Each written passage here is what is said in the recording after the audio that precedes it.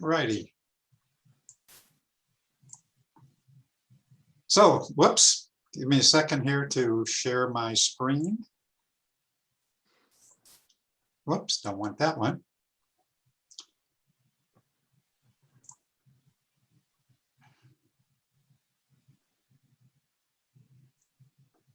Okay. There we go. Let me share screen. That's the one I want. Okay, let's see here. Chat. Let's see what we got. Okay, Kimber, you're not online yet? Apparently not. Okay, well, good morning, everybody.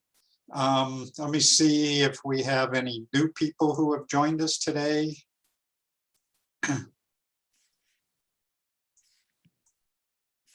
Paul, Jean, Alana, Elena. Linda Leatherman. I see you made it, Linda. Good morning. Yes, thank you. I sure did, Steve. I appreciate the invitation. Sure, you want to introduce yourself real quickly? I work with Pima County. I am the Faith-Based and Community Initiatives Coordinator. So I do a lot of work with the faith groups.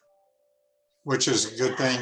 Several people have recommended that we should be looking, particularly with EBB, at talking to faith-based groups. So it'd be good to get your input at a later time. Thank you. Tracy, Ryan, Karen, April Jones. I think you were on before, but you want to introduce yourself real quickly? Sure, be happy to. Excuse me. My name is April Jones. I'm with the Department of Economic Security, Office of Community Engagement. I am the Central Region Community Engagement Liaison. And if you don't have access to the agency, I'm your access. There you go. So we want to talk to you some more, as you know, about what we're doing with EBB.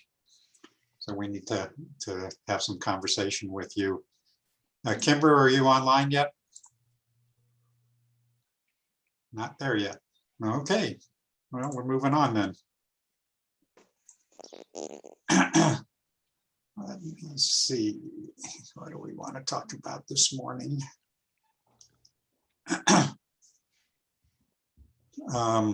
So actually, first of all, as I always like to do, is to thank our sponsors. I always like to appreciate their support. Let me get rid of this. There we go. So again, Care First Health Plan, Mauricio, if you're online, thank you. And excuse me, United Way Valley of the Sun, Melissa, thank you. Steve Hill, I haven't seen him in a while. Steve, are you on? And Kajit, Karen, are you here? Thought I saw you. Okay, there you have it. Well, let's start with our updates, and if Kimber joins us, then we will switch gears. So Jeff, you want to start, please? Yeah, hi, Steve. Good morning, everyone.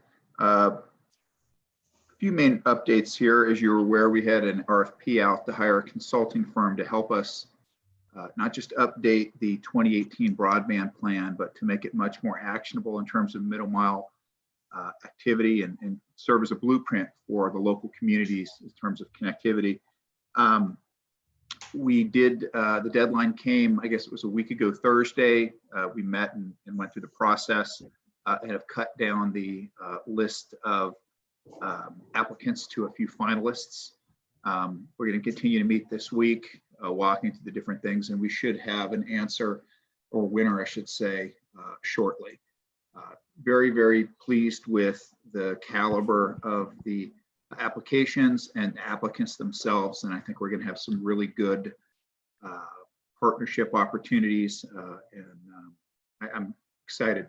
This is going to take up a big chunk of my time once that happens, and I'm going to have to make some adjustments to my schedule. So I'm going to give you all a heads up. This is a deep dive from a data perspective. So excited to do it. I think that we're going to come out the other end much more detail oriented in terms of what we're going to do, but it's going to require a lot of work. Again, very excited about the potential firms that we're working with. Along those lines, this week, the ACA and many other state agencies are involved in a strategic planning process. If I'm a little groggy this morning, because up till midnight last night working on my plan, which hopefully will include an expansion of the broadband office here at the state. As you know, we've got a lot going on, and we certainly could use some additional staff. So we'll see how that goes, and as we present it internally tomorrow, and then up the food chain to the governor's office. Those of you who are not aware, I hope you're aware now, but we have our Wednesday webinar with NTIA, USDA, and EDA coming up this Wednesday. I'm going to put a link in the chat for registration.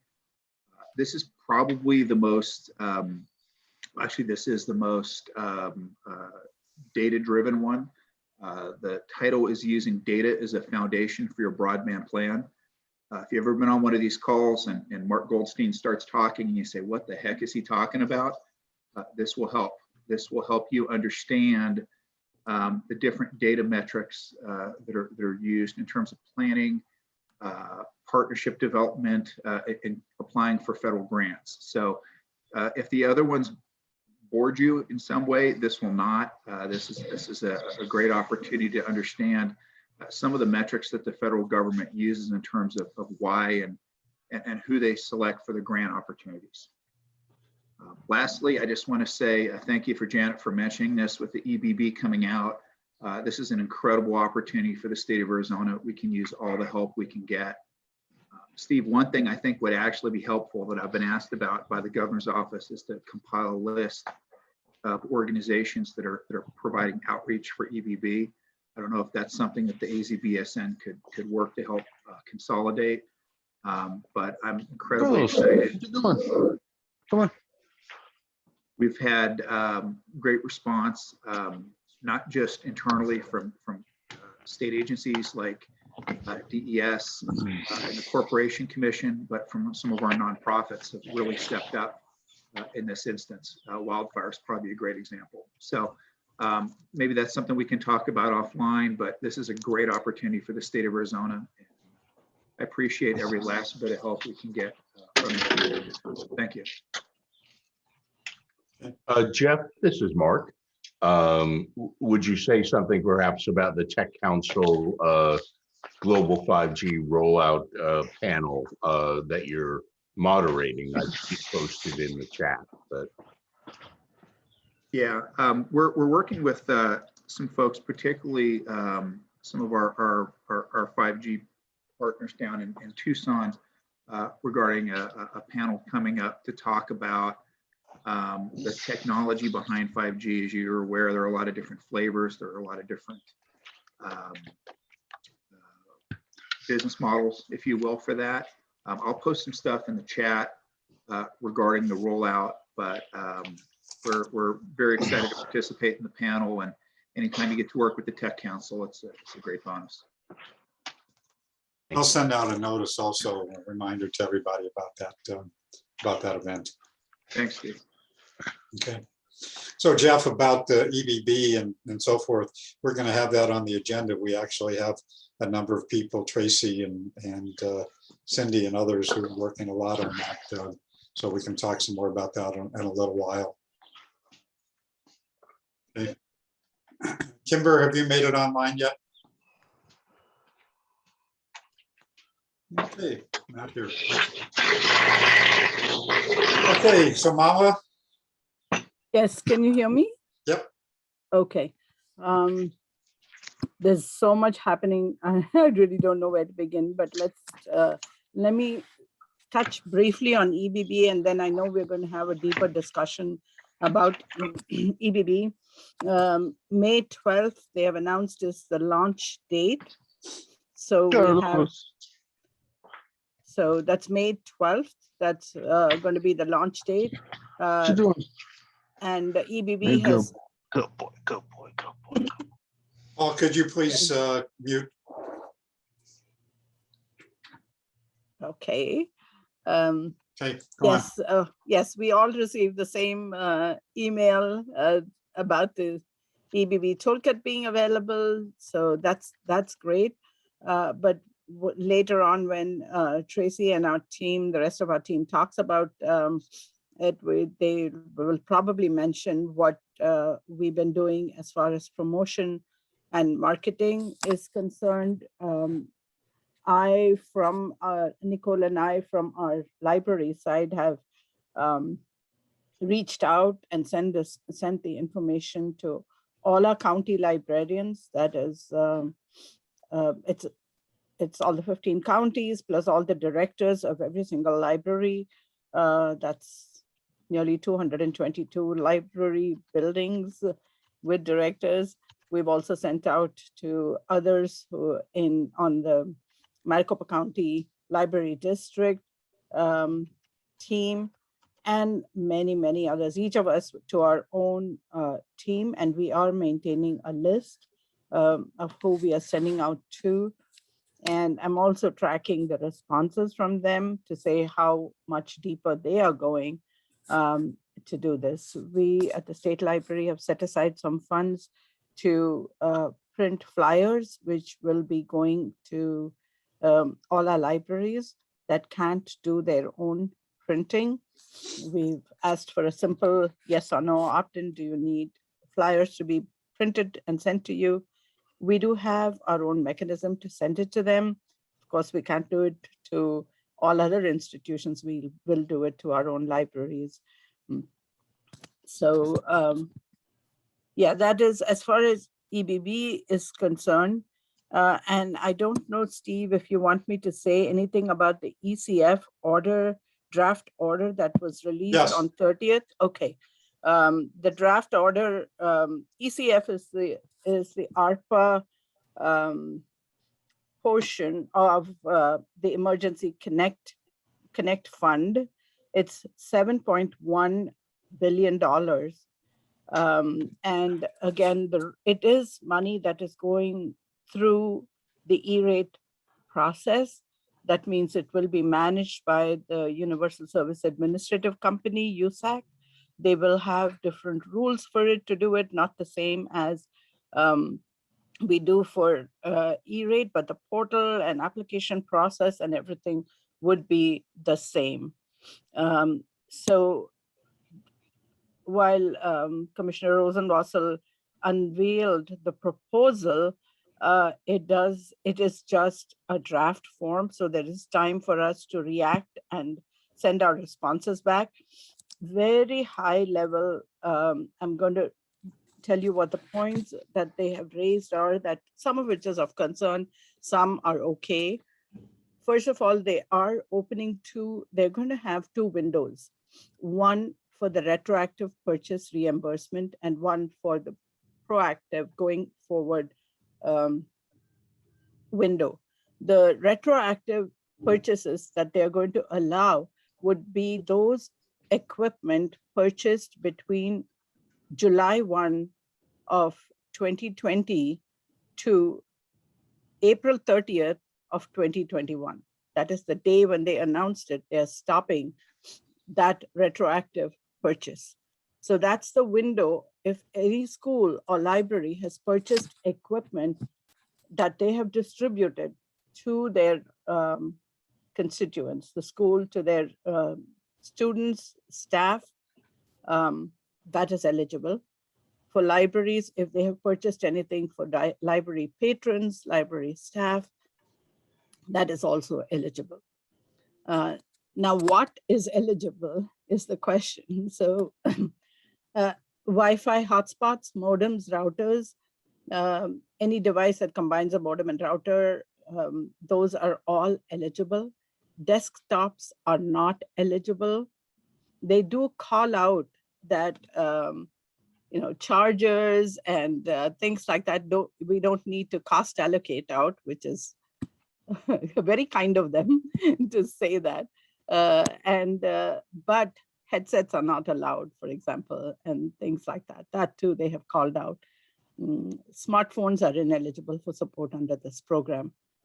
The services or equipment must be purchased by the school or library for use, off-campus use, or for virtual access use for the student, staff, or patrons, as I mentioned. The support amount is limited to $400 for a connected device or up to $250 for Wi-Fi hotspots. The reimbursements have to be requested by the schools, eligible schools and libraries. They cannot be requested by anyone else. Then to what locations are they eligible? They are eligible for homes, community centers for use in homes, community centers, churches, school buses, or bookmobiles. If there are any other locations, they have to apply and ask for exemption or exception. Then the prioritization is that the first window would be the July 1st to 30th April of 2021.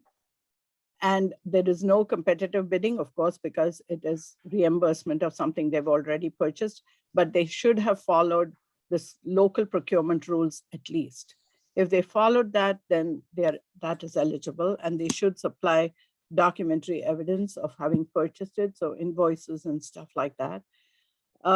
If the funds run out, then there will not be a second window for proactive purchase after April 30th. If the funds, even for the first window, if the funding is likely to run out, then they will prioritize using the NSLP data, starting with 90% and working their way down. So if there has been more equipment purchased, more than the $7.1 billion that is available in the pot, they will prioritize based on the discount level. Schools have to certify that the equipment that they've given to needy students. Now here is a big point of contention, because has the school done a needs assessment? How do they assess what is needy? How do they assess who lacked access to adequate devices? That's really going to create, it's going to open a big can of worms. Libraries, fortunately, do not have to certify anything like that. They assume that if a patron comes and asks them for a device, and if they have given it, that they are giving it to someone who actually needs it. And the last thing is that the gift clause that they had for service providers to donate any of their services or to increase the bandwidth without them having applied for it before, that date has been extended up to June 30th of 2022. So again, these are not the complete rules. This is what I could gather, or the high level summary that I made during the weekend after reading almost, I want to say more than 120 pages of documents and rules. So any questions, and if I don't know how to answer this, I can refer you. I will put a link in the chat to the FCC document. Hey, Mala, this is John. Yes. I met with a elementary school principal, and she opened my eyes to one of the biggest problems they had was not devices or connectivity. It was power cords. Wow, okay. iPad chargers, iPhone chargers, power cords tend to disappear, and there's no way to track them. There's no way to disable them. They went through thousands and thousands and thousands of dollars of power cords just to keep these kids connected. Has there been any discussion about those? They have called out power cords, but they said if it is purchased along with the equipment, I mean, if it's supplied along with the equipment, they don't have to be cost allocated out. But there is nothing to say that you can buy separate power cords. Interesting. Mhm. They ended up buying Pardon me? You're breaking up, power John. cords that weren't really certified. You're breaking up. Can you type it in the chat? I will answer your question. Okay, we should move on. Okay. Holly, do you have anything that you want to add? I don't know if you're online. I'm on, but I don't have anything to add. Thank you, though. Okay. So we're pleased to have, I'm sorry. Steve, there was a question in the chat about how to apply for this process. Again, it's the same application as the E-rate application process. They haven't opened the window yet. They haven't announced it because the rules are still in the draft form. But the suggestion during the rulemaking phase that was made was that the window opens after July and stays open at least until September 30th, because schools may be closed during the July-August phase, but when they reopen, they're going to be busy in August with the school enrollments and stuff. So the suggestion was that we keep the window open until September 30th. The application has to be done by the school or the library to get the reimbursement, and it has to go through the E-rate process of application. That is the Form 471, etc. Any Okay. other questions? Before we move on, I'm sorry, somebody had something to say? Before we move on, there's a couple of folks who have joined us who are new to us today. First of all, who's that 520-33641 number? That's me, Michelle Simon. Steve, good morning. Oh, good morning, Michelle. I'm glad you're online because I want to have you talking just a little bit about what you're doing down here in Tucson. So I'm glad you're here. And Sounds good. And then I think that's Holly, the 7713. Is that you, Holly? No, it's No. not, Steve. Who is that? Well, moving on. Oh, Steve, that's Ian Hathcock. I'm Oh. I'm on video and on phone. Okay, thank you, Ian. And let's see here. We had a couple of new folks that I wanted to introduce real quickly. Let me see where they are. Jennifer Ekstrom, you're down here in Tucson.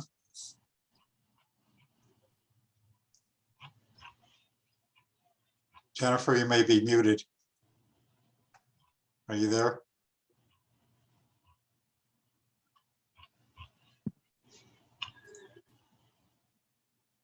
Okay, moving on. Josh Cohen.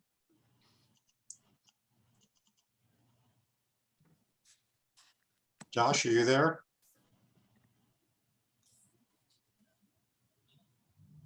Apparently not.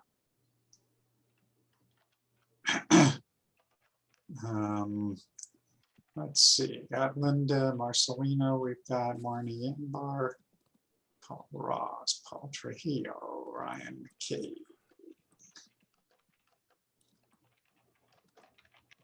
Steve Burrell.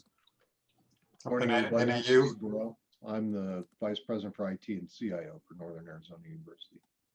Great. Great. Welcome, Steve. And you could join us. Troy Smith. Hi, Troy Smith from Ernst & Young, EY. Appreciate a chance to learn some things and hopefully contribute. Great. Thanks, Troy. Anybody else that's new to us today? Okay, so moving on, Janet Major, glad you could make it this morning. Thank you. What a great day. I'm so excited to get that hot off the press email that there are educational materials that we can download and print and get the word out about EBB. Get ready for the big kickoff date. Now, one thing I did notice is we don't have Navajo on the list of translations. I didn't expect it, but I would like to use some of our COVID money to do some translations and get some materials in Navajo, which is very hard to translate. Chances are those will be short videos. But both that, and then I know here in Tucson, we have a really big Somali population, and just like at Fifth and Alvernon, at some of our outreach clinics where we send our medical residents, I also want to be sure that we look at other languages. If other people have any other ideas, we do have funding. And I think it is going to be important to do some translations and get some really, even if it's just business cards, get the word out to the right folks who really want to apply. My life for the last couple of weeks has been really trying to help people match up to the right grant to focus their energy in the right place.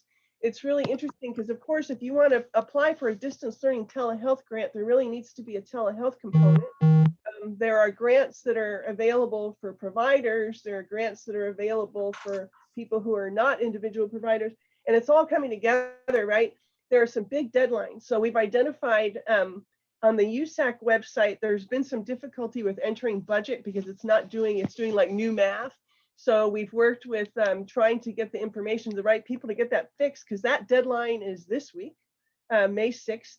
And then the next big deadline, of course, the DLT grants are due June 4th.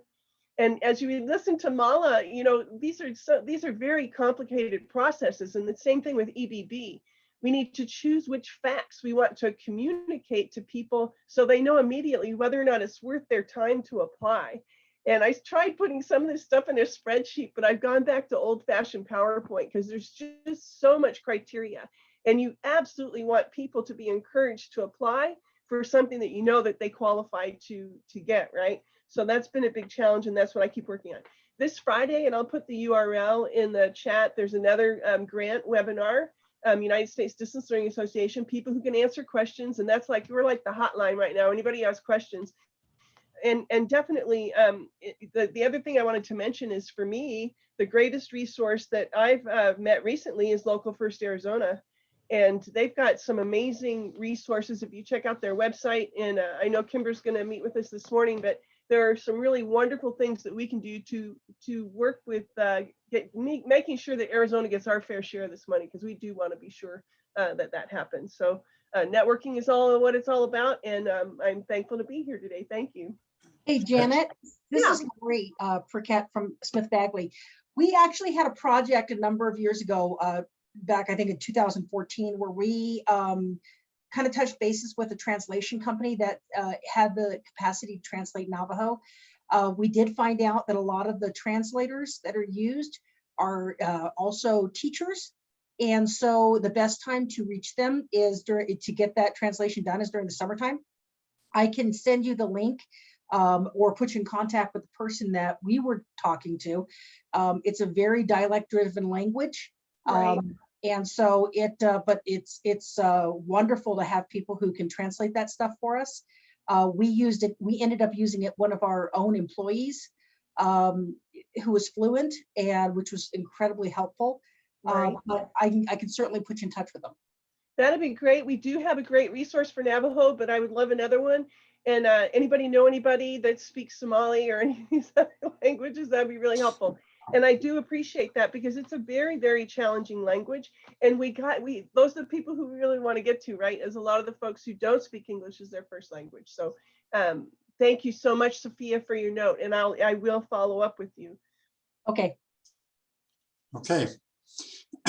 So moving on, while we're talking about Sophia, you want to give us a quick update? What's happening with the Department of Education, please? Sure. I will drop a link in the chat. We have updated our website with every project that we have decided to use our federal funding on. So you guys can now look at that. You don't have to remember my updates when I do them every week. So we're keeping this page updated. I just dropped that link in the chat. Additionally, our new project, the Ready for School Task Force, starts meeting today. That's a really exciting opportunity. We're starting a campaign to help get students re-enrolled in public education. So we're really excited about that as well. And Sophia, could you explain what that task force is again? I couldn't catch that. What task? Sure. We're working with an external marketing agency to do. I can't hear you. It's not coming through. It's not coming. Can anyone hear me? I can hear you. I was gonna say, I'll try to sit a little closer to my microphone. That's probably gonna make me give a weird angle on my camera. But we're working with an external agency to put together a campaign to get students re-enrolled in public education. And we're working with people in the field, nonprofits, the whole 9 yards, other state agencies, to develop the messages for that campaign now. So that is something that we are working on. My only other update is that we're coming to the end of the year-long tech task force. So I will probably have updates on that work in the next month or two, which is exciting. Does anyone have any questions for me?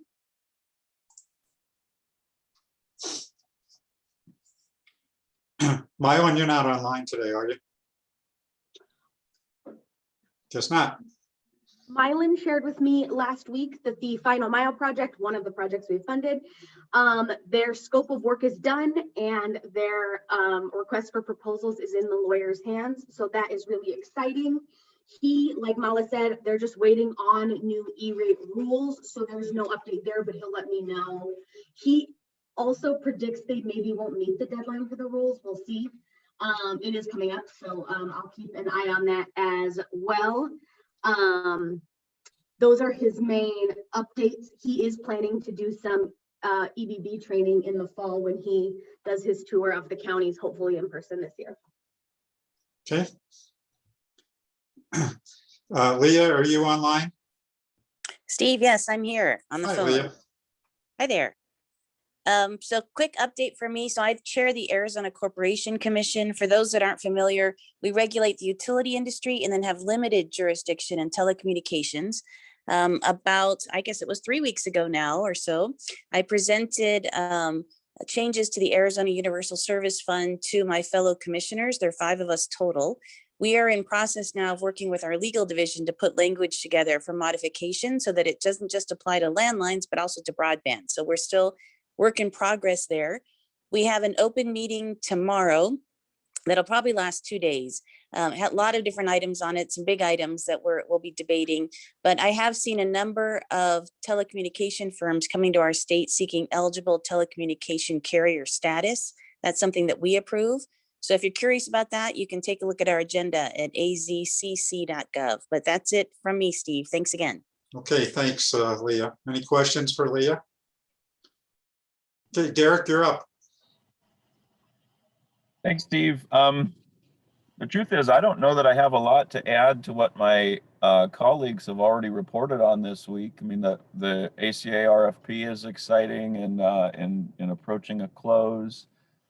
We continue to work on, you know, the interstate construction projects. Our last mile or our community networking projects are all, you know, in full swing. And yeah, I don't know that I have a lot new or additional to report to what my colleagues have already reported this week. Okay, thank you. Hey, Jeff, just going back to you for just a second. So what's the status or plan for, I know you mentioned earlier about that you're working on a plan about developing a state plan, state broadband plan. What is the status with that? Well, Steve, I mean, we're hiring a consulting firm to bring in to update the plan. So we're looking at probably end of summer before we can put something out publicly. Okay, thank you. Okay, moving on. Excuse me. So a couple of quick things. You may recall last time or a couple of weeks ago, we scheduled a networking event. Had about 18 people who participated.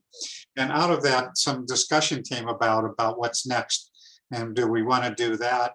And there was a suggestion that perhaps we should do, we had a couple of breakout sessions. And I think there was a great deal of dialogue and discussion. And those sessions, of course, were only about 20 minutes in length. And it seemed to me that there was some interest in perhaps doing some workshops on various topics.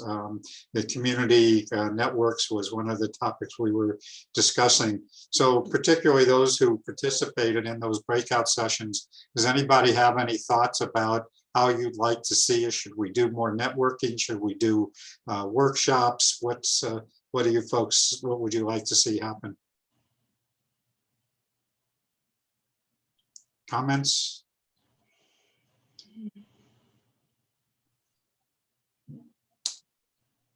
Okay. Well, no input on that. We'll move on.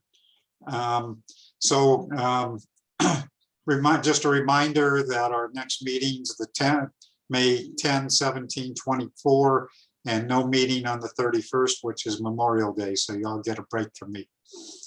And so let's get into a update and discussion. I think Janet, I think you'll find this to be interesting, and Jeff, because you guys both talked about EBB. So let's get into an overview of what's happening, because a lot of stuff's going on with EBB right now.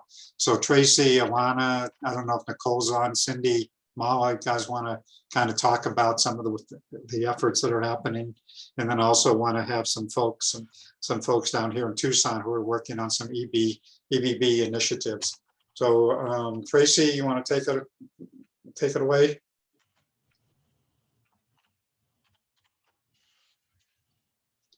Hello? Hello? Tracy, we can't hear you. You can't hear me. Now we can. Okay. All right. Great. Sorry. I have two microphones and I had to have both of them on and I didn't realize that. Anyway, I wanted to say that the our team from the Arizona Broadband Network Task Force has been doing amazing work for EBB. And so the Nicole Umayam with the State Library has updated the connect-arizona.com website with full information about the EBB. It's clear, it's designed really nicely. There's information about how to sign up. There are flyers for those who want to spread the word out, so you can download them and send them. There are links there for it. You can also download those and make hard copy for those who don't have internet. And so we're very grateful for that. Cindy Hogan has done an amazing job of creating a training. And we know that those toolkits have just been released with EBB already today or this weekend. But take your choice. I think what Cindy did is very, very clear. She went through a lot of training to be able to make that super clear. And then Elena created a template. If anybody wants to take the template email she has written that has links to all of this information, and you can tailor it, you can shorten it, you can really make it yours for your organization. But she has that available for anybody in the network here. And we have already started sending this out now to hundreds of organizations, I would say. And so if anybody is interested in finding out what organizations, I'm sure that Elena can help us with that. But really, we have incredible tools available, and we're trying to get that word out as fast as we can. I would say that the Connect-Arizona website is really a user website. So it really is super helpful because all those directions are in Spanish and English. It's very easy to get somebody directly to get help from that website. There is also information about navigators. Again, Cindy's training, how a navigator could be trained to help people sign up for EBB or even Lifeline is there.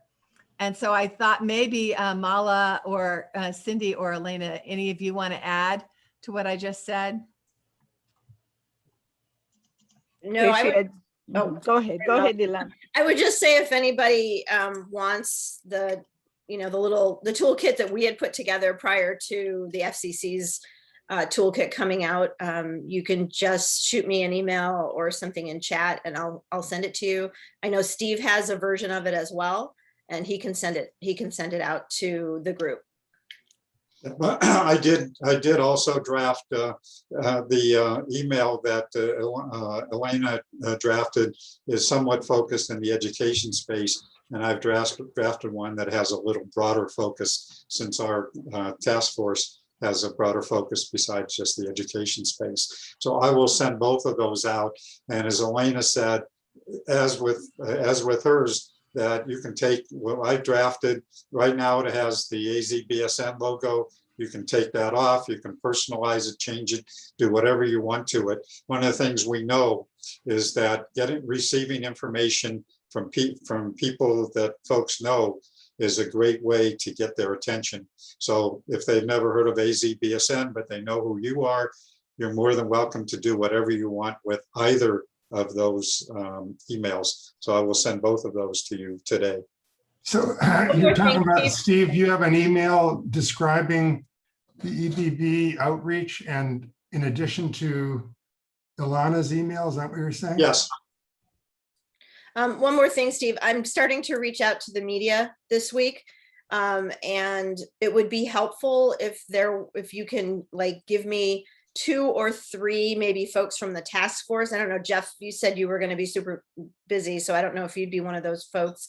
They like to have point people that they can just call and get a quote, or, you know, do a quick Zoom call for an interview. So if they're, you know, I'm happy to be that person, but you know, if there's a couple of folks on the call that, you know, would like to be included in my pitch to them, perhaps maybe somebody in Tucson, you know, for those you know, for those outlets, just let me know. Okay. So Steve, I wanted to answer the, was it Jeff who had a question about wanting a statewide list of outreach partners? Yeah, it'd Yeah, be I helpful to think- know what groups are providing outreach. And to answer your question, Ileana, for every time I have to do press, I have to jump through so many hoops over here to get cleared. So I would say run with it. By the time our PIR, it would take too long. So please run with it. And as far as the list goes, yeah, I would love to have a list if your organization is participating in EBB outreach, or if there's a list of them, that would be very helpful. Well, the problem is that it's still so at initial outreach stage. I'm starting to realize that because if I were the state, I'd want to know where people were helping people to sign up, because that's the piece that's still missing. I just looked at the toolkit that EBB put out, and there's nothing about training or getting on the application site. I mean, it's not a simple process. Right. Point to consider. We were going to do West Brownfield and our group were going to do a pilot project in a small town near Lake Havasu, and we figured out when we got on a Zoom call that no one in there, they don't know who in their area is which provider is authorized or is participating. And so you can't, I'm not really sure what to do when you have a community that doesn't have it. So they are on the phone, trying to get Frontier on the phone to find out if they're participating in the program. So we're at that stage where people, we've got we're getting the word out. All we have, I think, at this time is a list of the people that we have sent our stuff to. That's the only way I would be able to track who is taking an interest in this. And from that, we don't even know who of them are going to outreach. So it's still a little vague. Yeah, so I'm not sure necessarily what the next steps are. Cindy, I could come up with help with a list of providers. Mala may have something handy she can send you right now, but I can reach out to the FCC people and get a list for Arizona-based providers if that would help. It's not final. I don't think it's final yet. They're still signing up, Yeah. Jeff, you know, and the deadline to finish signing up for this isn't until actually the application opens. So they can sign up till the Right. 12th. Yeah. So I agree with what Cindy is saying. It is hard for us to track what the people that we are sending it to are doing. Some of them are responding back to us to say, yes, we are doing this, that, and the other. Michelle, she's on the call today. She, in a phone call to me, said that they're going to put it on the intranet. Isn't that right, Michelle? And have their staff trained in the sense, of course, the staff will go through it and be aware of how they can sign people up so that any walk-ins, anyone who needs help will be helped. And Michelle also said that they would print the flyers and for all the libraries and have them out available.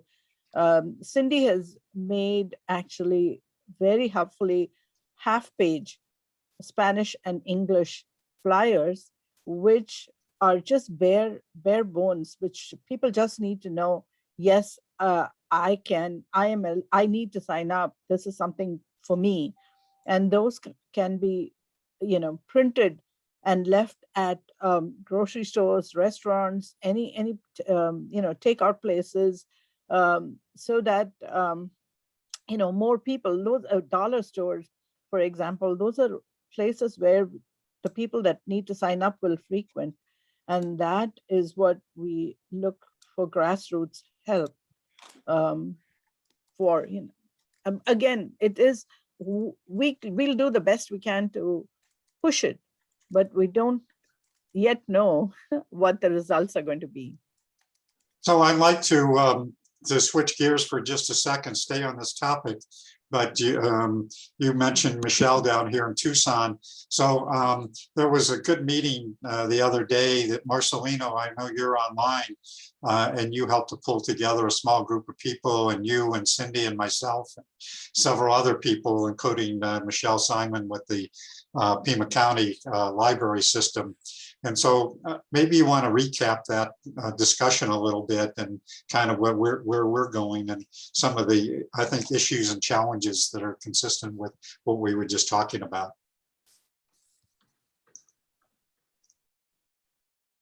Thank you, Steve. Thank you for joining us then as well. So we tried to pull together a meeting, mostly Pima County folks. So we had the superintendent's office for education represented. We had tried to get someone from our health department, but we couldn't reach someone in time. And then what we're planning to do basically is just kind of know what each of us are doing. Michelle Simon was there, and I think the library is going to be a strong lead in the efforts, but we talked about some ideas that we might use to outreach, including having events, distributing flyers. But the subject did come up of how do we train our staff up to a point where they can help the clients. And then the other area was, we still need to identify resources, but also focus areas. So before we seek out additional resources from, the administration. So we're trying to, we did come across in some confusion regarding where the providers are and what providers are available in the areas we're distributing, because Pima County is made up of a large rural population. We're not sure that there's even service available in these areas. So I pulled a map together and basically trying to use the Lifeline, USAC, Lifeline providers that are in the area and the zip code, and I'm mapping those out. But I understand that I guess the EBB program is not the parity is not 1-to-1 on that one with Lifeline, as I would have thought. So, we're just kind of we just got the packet. We're getting information out there, but we also want to coordinate and make a stronger effort, a concerted effort. And we're trying to, again, show that it's a local face and we're working together and to bring this forward. So, I don't know. So Michelle, do you want to talk about what the county library system's planning to do? I think it's awesome. Sure, I'd be happy to. After a good discussion with Mala, Pima County Public Library committed to doing a few things. We are printing out 5,000 flyers to not only have at our libraries, but to distribute to any community organizations that feel they need them in printed form. That might be to give to One Stop. It might be to hand out to a faith-based organization. It just depends. And so I really appreciated Marcelino kind of pulling that meeting together so that we all can work together, like you said, as a coordinated effort. Additionally, on our intranet, we have been posting information about emergency broadband for quite a while, and in order to make sure that our staff understand what is happening and how to help people, because people without computers and without internet will come to the library to access the information, and they will need assistance going through that application. If it's anything like the Lifeline application, they will need help. And so we're making a concerted effort to have our staff understand how to move people through the application. We will use all the tools that are headed our way at any time. So all the stuff that Cindy did, Steve's email, Elena's email, just trying to help get the information out. We will also be sending information out to our library card holders via email. We have targeted marketing so that we can say, hey, do you know someone who might qualify for these services?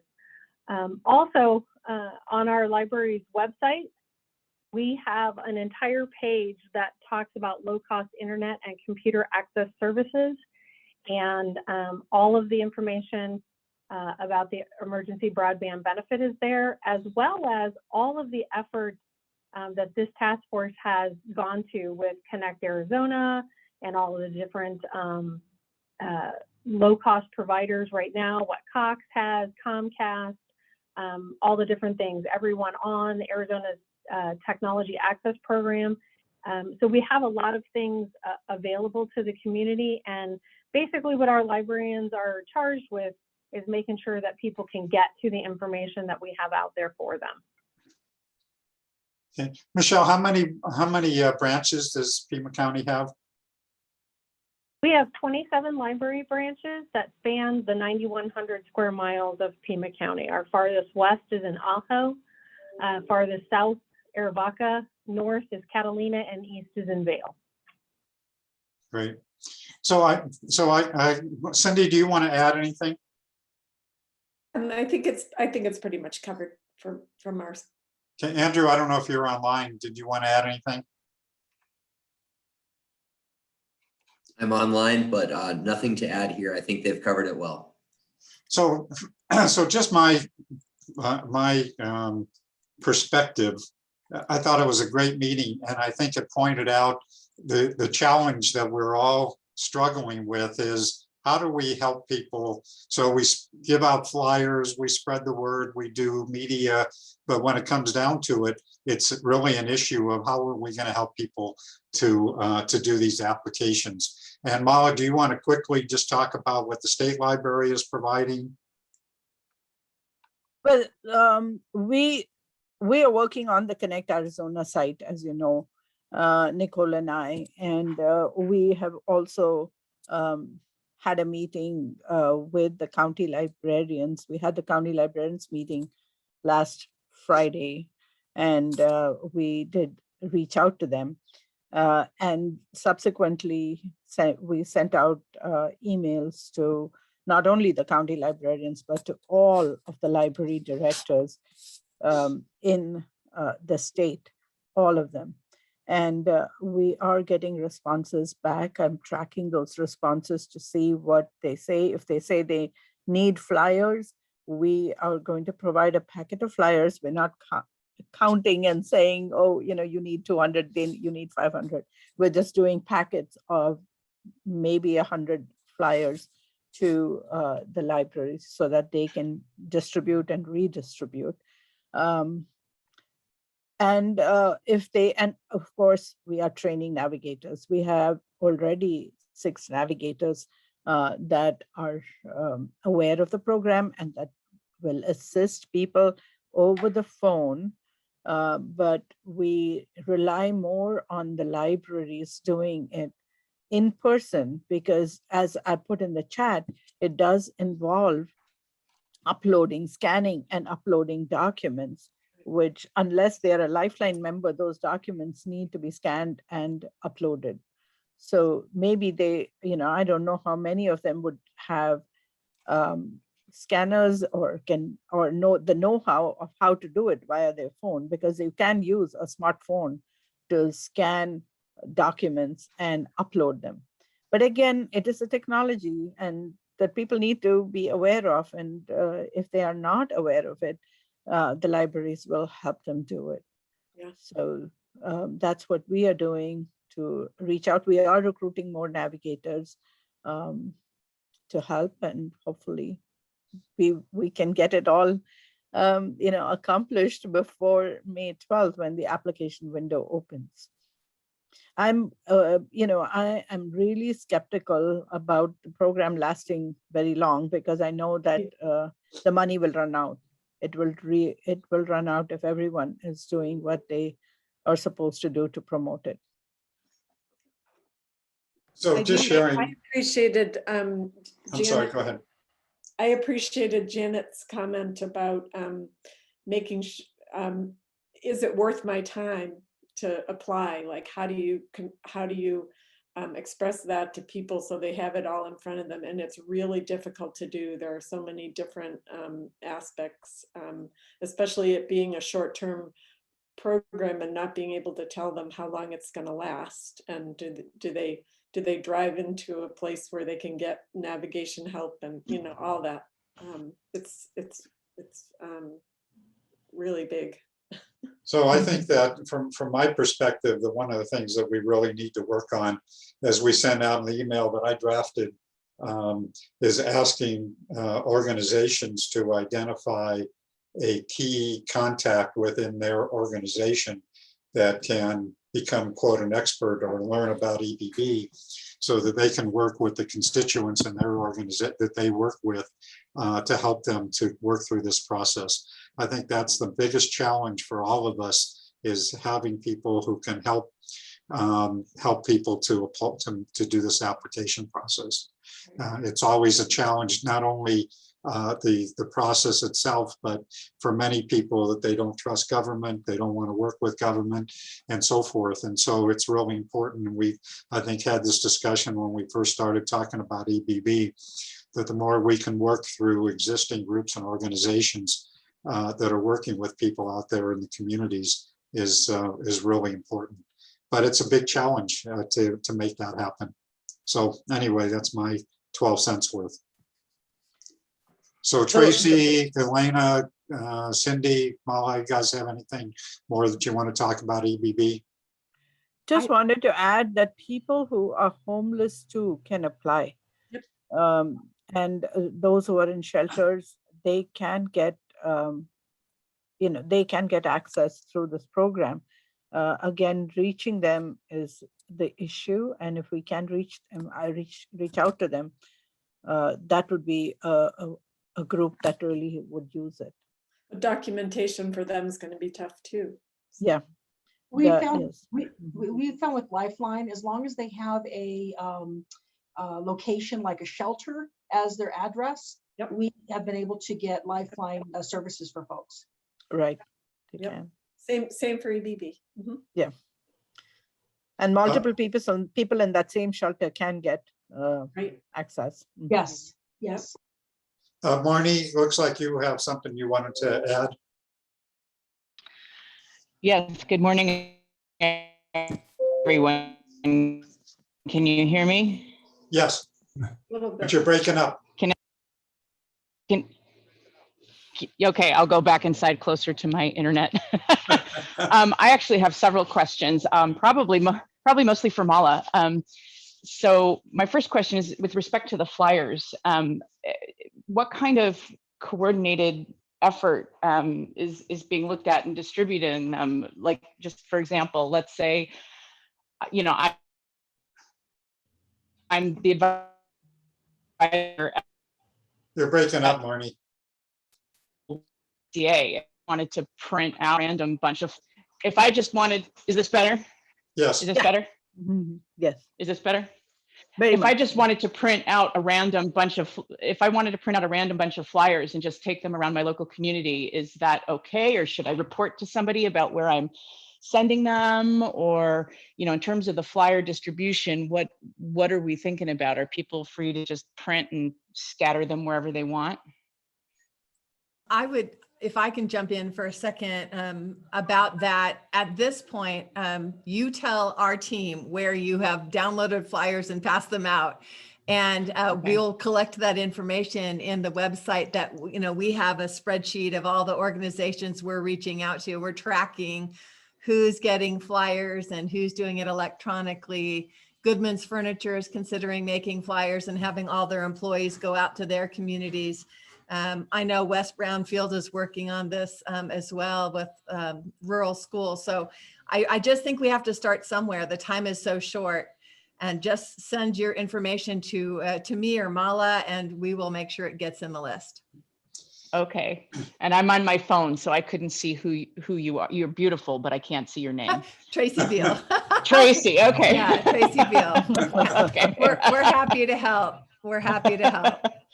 Okay, and then my next question is in terms of getting volunteer. I mean, are you looking for? I know the libraries are very involved. They're training their staff to be navigators, and I missed the last navigators meeting, so I apologize if this was talked about in that breakout session. But in terms of getting people to volunteer to be navigators, you know, is that available? Where can people go to get trained? And how would you want them deployed? Do you want me to take that, Tracy?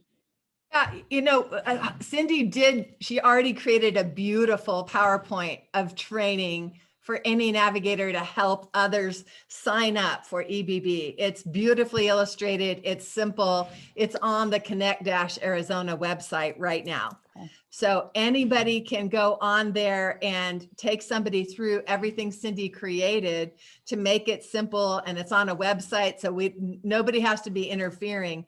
But if there are any questions, then Cindy would be the person to reach out to via email. She'd be happy. Okay. She's going to work with Wes. Any group of people who want to be trained, she can solve problems. Okay, that would be great. So like if I wanted to like grab a couple of interested volunteers from my neighborhood, say, or wherever, and just say, hey, we're all going to go through this PowerPoint. And then once we've gone through it, we'll connect with Cindy, and then she'll plug us in to answer questions and plug us into where we're needed. Yes, exactly Okay. that. We've just made these resources to be used, and nobody has to ask our permission to do it. Just Okay. do it. Just Do it. Okay. do it. All As right. far and wide as you possibly can, as fast as you possibly can. Yes, Roger that. and print your flyers and take them out and drop them wherever you think you need to, because this is the grassroots kind of work that we are looking for. Okay. All right. So I'll try taking this to my Rotary Kiwanis and Tempe Chamber, and we'll see what happens. Yep. So Okay. task force is going to, AZBSN is going to commit $1,000 to help with printing, but I need to know where do we best use that money. I know I've talked some with Wes, and where is that money needed? I mean, frankly, we're trying to encourage people to do their own printing. The flyers are all there. The logistics of printing stuff and then distributing them, except of course the libraries have the biggest outreach network in the state probably. But if anybody is finding that they would like to distribute flyers and can't afford it, then please let me know that. Hey, Steve. Yeah, Carl. This is Gene with Cox. Stephanie couldn't jump on this morning because she had another meeting at the same time. We're just at the process of creating our packet that we can use not only for Cox, but for other private organizations. I mentioned I'll send it to Sophia. But we've got a toolkit that we've put together. Just some background, we've sent at this point over 1 million notices out to our customer base. We're in the process now of creating basically a digital trail utilizing Facebook, TikTok, virtually anything that's out there. So if we can get maybe 10 minutes or 15 minutes next week, we can go through our whole process with you, and at least you'll understand from a Cox perspective what we're doing. Okay.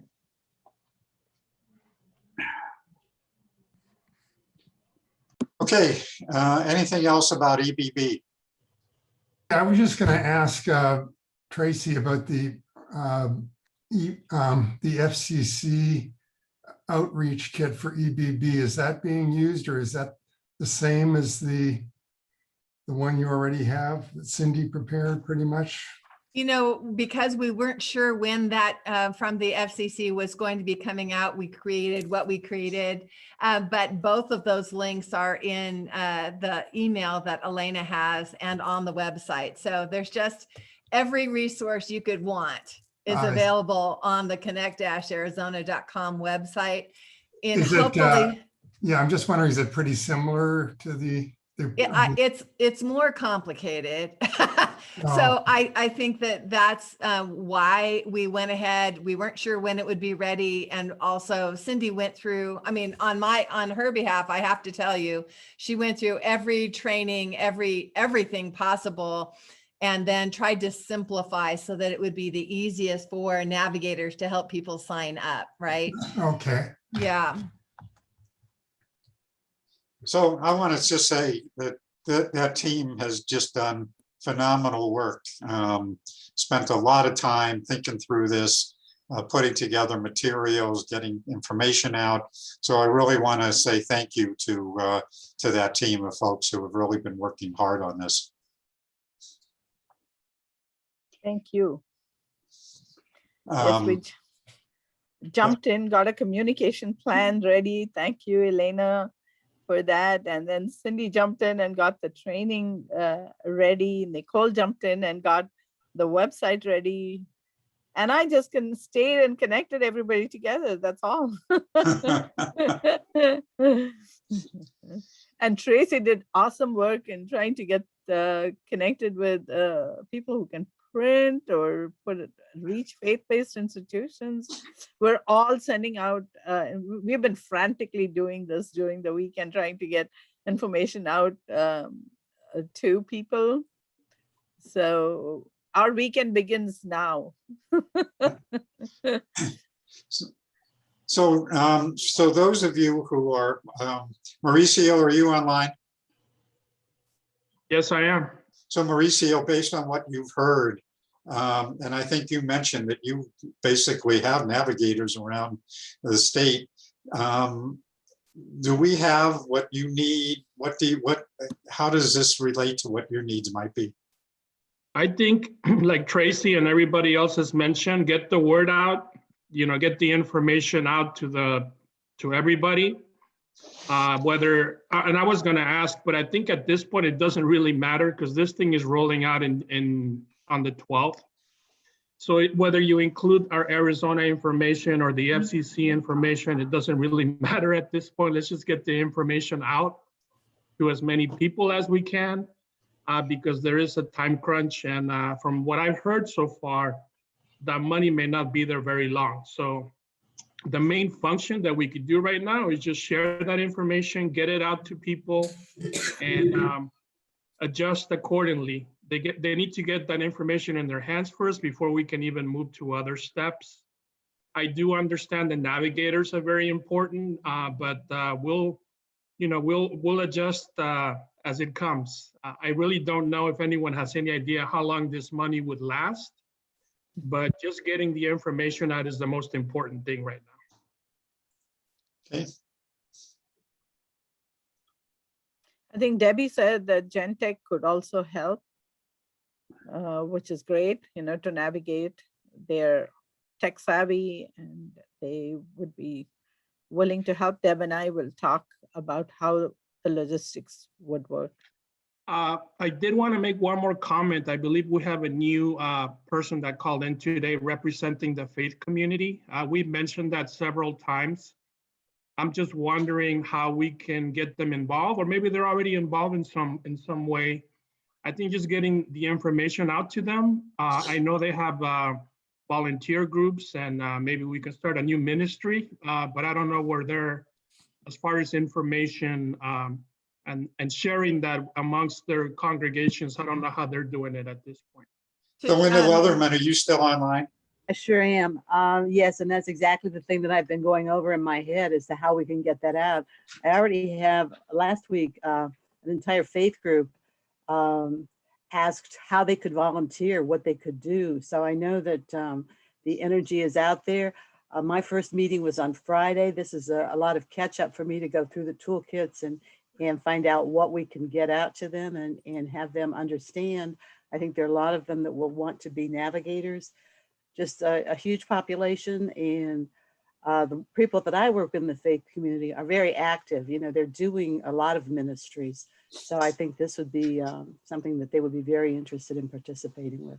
So Linda, is there a statewide, I think you're focused primarily on Pima County, if I'm not mistaken. Is there a statewide faith-based group? Yes, there that you is. communicate There with? is the, in Phoenix, it's the, let me just moment, like, it's the Arizona Faith Association. And I Chuck, I can't think of Chuck's last name at this moment, but he's very active. They're very active. So they'll be very pleased. And I'll talk to Chuck today. Okay. And I would say, Linda, that the faith community, those communities that have resource centers or food pantries, that would be a very natural place for them to share flyers and have navigators help people sign up. And I think I'd love to talk with you because I have a huge network of those people. I'm sure you do. And just sharing the information out, the email that Elena has created is easy, and we can help get them going. Great. Thank you so much, Tracy. Really appreciate that kind of assistance. That's exactly what we need to be doing. Okay. Anything else? Will you be sending out those emails that you created? Yes. today? Okay. Yes, I will send those out this morning. Thank you, Steve. Yeah. So sorry about the false advertising this morning.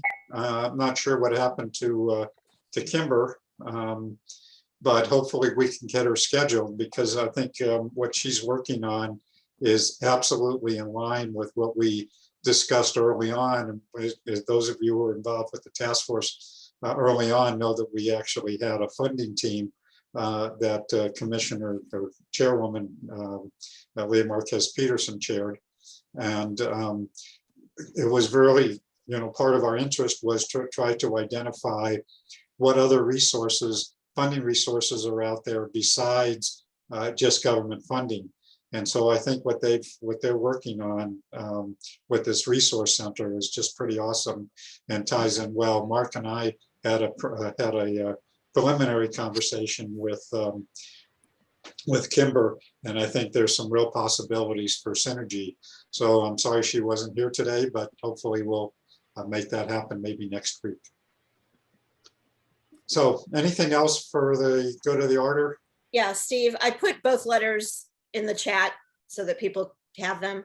All the Okay. links are in there. So your letter, the broader letter, my letter, all the links, the navigators, those two things are in the chat. So save the chat. And then Steve, if you can get it out to everybody again, it Yep. can hurt. Yep. Well, I have a shortened email version of that letter. Okay.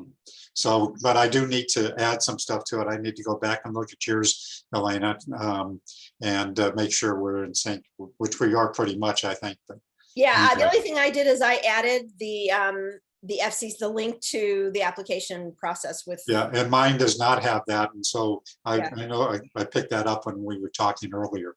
So I need to make sure that that's in the email that I have also. And Steve? the original email did not have the May 12th deadline. So maybe if you can verify that that is there, Steve. Yeah, it's in We the added it. Yeah. Okay. Steve, this is Mark. Yeah, Mark.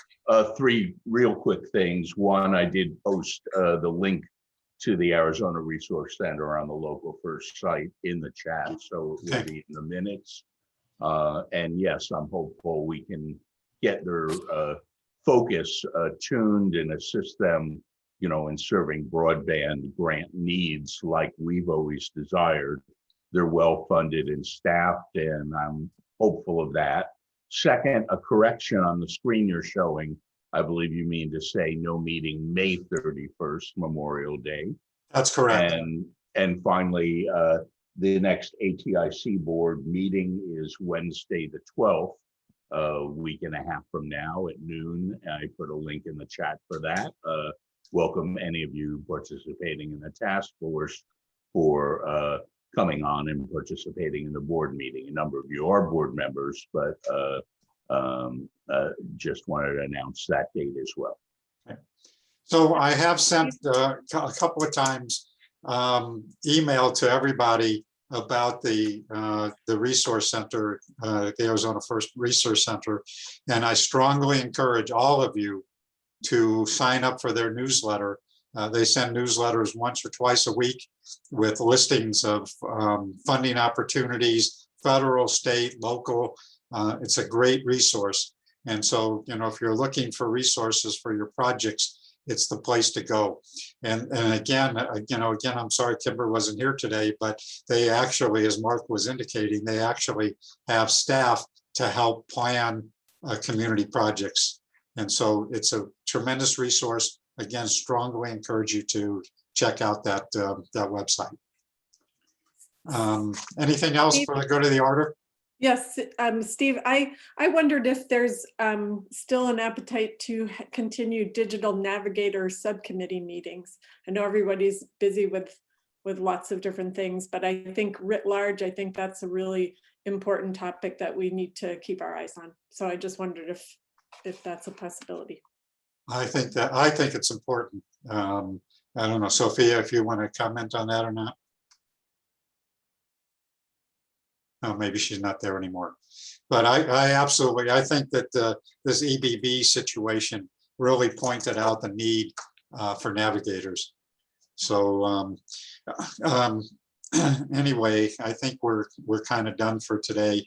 Sure, thanks. But it's absolutely ties in with all of our discussions.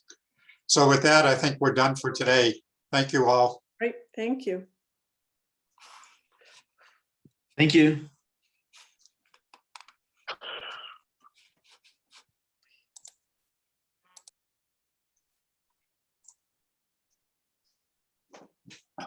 Hey, Paul. Paul Yes. Stapleton, you want to hang I'm on here, for my- a second? I'm here. I got you. Thank you. I actually was looking to call you when we got out of this to get some guidance from you. Yeah. So I think you probably saw my text to you and to the commissioner, and I think she's already followed up. I don't know if you have about getting on that agenda. As a matter of fact, Marcelino and I are talking right now, and when you and I leave, that's what I follow up. Do you have any tips for me?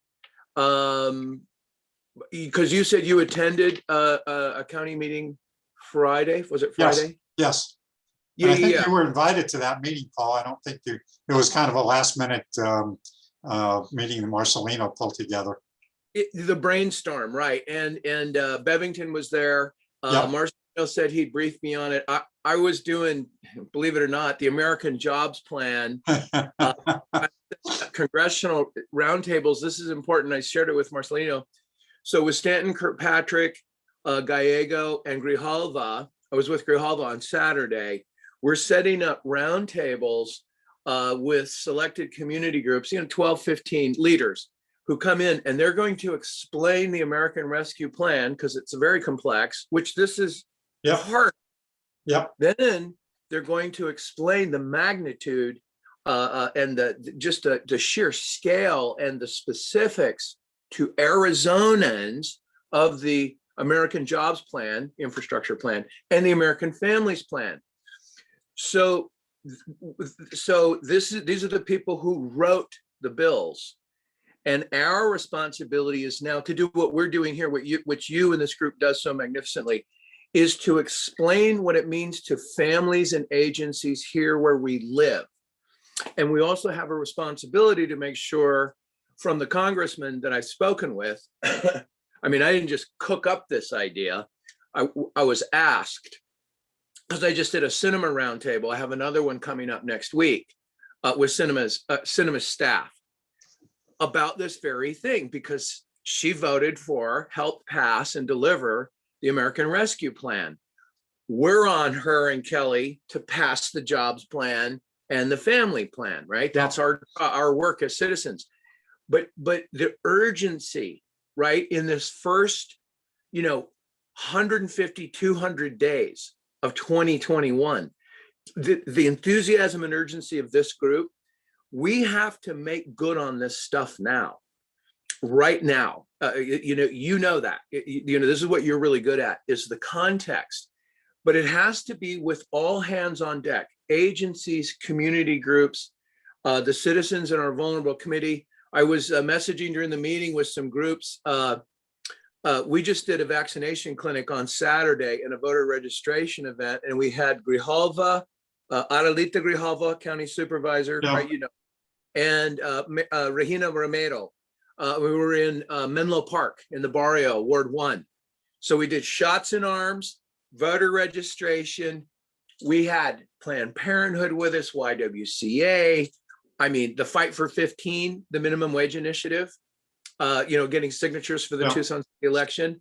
There were 15 community groups at our May Day event in the park.